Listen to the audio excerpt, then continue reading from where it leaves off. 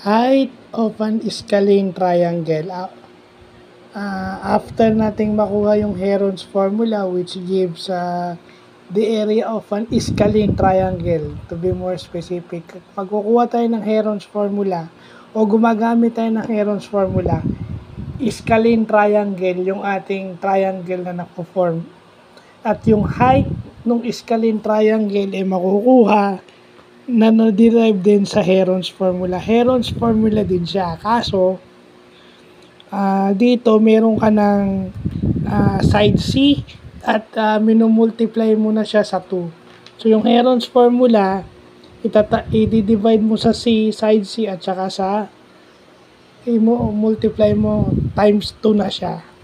So, yun yung kaibahan. Pero definitely, Heron's formula din siya. Dun din siya na-derive sa Heron's formula. So, yun yung maganda nakikita natin. Height of an scalene triangle.